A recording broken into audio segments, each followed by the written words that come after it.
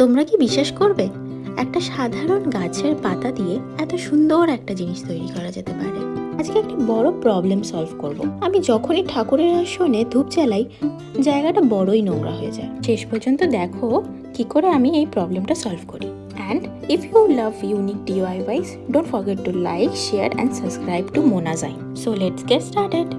Hello guys, welcome back to my channel. আমি Mona Lisa. আজকে সকালে গার্ডেনে গিয়ে এই পাতাগুলো দেখে হঠাৎ একটা আইডিয়া মাথায় এলো, অ্যান্ড সেই অনুযায়ী কিছু পাতা তুলে নিয়ে এসেছি। সো আজকে আমি এই পাতাগুলো দিয়ে বানাবো একটা সুন্দর ধূপকাঠির দানি। Today I am going to transform this leaf into a handmade art piece.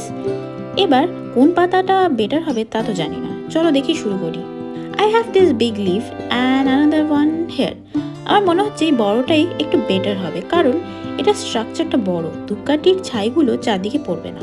But পাতা হিসেবে কিন্তু দুটোই ভীষণ সুন্দর। ট্রুলি নেচার আমাদের বেস্ট আর্টিস্ট। এই পাতাগুলোর টেক্সচার লিটারালি খুবই সুন্দর। তো চলো আমি আমার ক্লে নিয়ে বসে গেলাম। তুমিও যদি এটা বানাতে চাও তাহলে ক্লে নিয়ে বসে পড়। Let's make it together.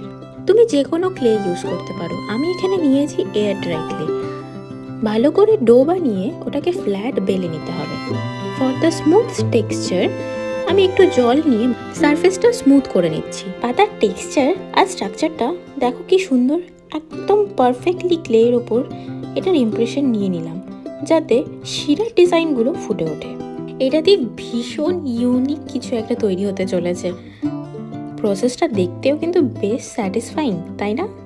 আমি যেই ভুলটা করলাম সেটা তোমরা করো না। আমি এক্সাইটমেন্টে পাতাটাই তুলে ফেলেছি। ইমপ্রেশনটা দিয়ে ভালো করে সাইডটা কেটে নিতে হবে, তারপরে পাতাটা তুলতে হবে।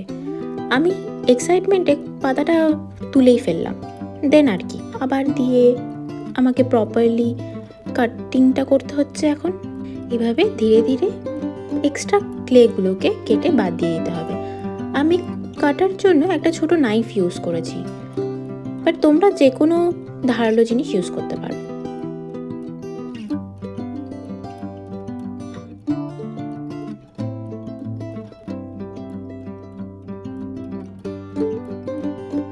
My cutting is done. Now you have to be patient and keep this mold for at least 1 or 2 hours for dry. যখন এটা ড্রাই হচ্ছিল আমি কিছু টিস্যু পেপার নিয়ে পাতার সাইডগুলো নিচে ঢুকিয়ে দিয়েছিলাম। তো যখন এটা ড্রাই হয়েছে এই শেপটা নিয়েছে। I think it look more realistic when you fold the leaf like that. Now the most important part, the geisha. You need to cover all the leaf using geisha so that it will help to capture the vibrancy of color. Now time for my favorite part, the coloring. আমার autumn season ভীষণ প্রিয়। পাতাগুলো যখন রং বদলায় দেখতে অপূর্ব লাগে। তবে সত্যি বলতে আমি প্রথম অটাম সিজনের এই বিউটিফুল ভিউটা এনজয় করি বার্লিনে এসেই। তার আগে কখনো এরকম ভাইব্রেন্ট লিভস বা বলতে পারো এই অটাম সিজনটাই কখনো ফিল করিনি। তাই আমি গ্রিন কালারটা ইউজ না করে এটাকে একটা গর্জিয়াস ভাইব্রেন্ট অটাম লিভের লুক দিতে চাই। তোমরা চাইলে যে কোনো কালার ইউজ করতে পারো, গ্রিনও ইউজ করতে পারো, but don't worry, colouring will be the very easy. সবার আগে মনে রাখবে লাইট টু ডার্ক। সো ফার্স্টে আমরা লাইট ইয়েলো কালার, দেন তার চারপাশে অরেঞ্জ, দেন ধীরে ধীরে আমরা কালারটাকে ডিপেন আউট করতে থাকবো, যাতে পাতাটা দেখতে রিয়েলিস্টিক লাগে।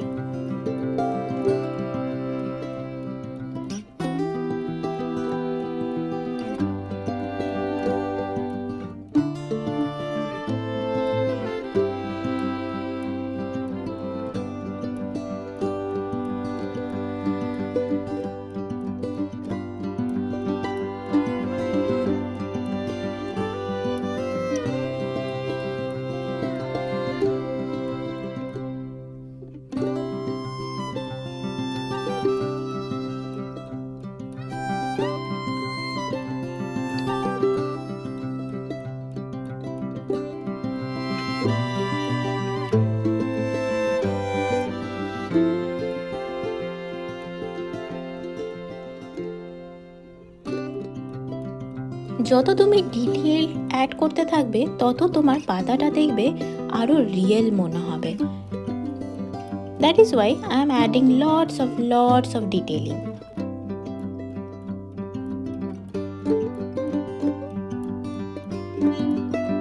And tada!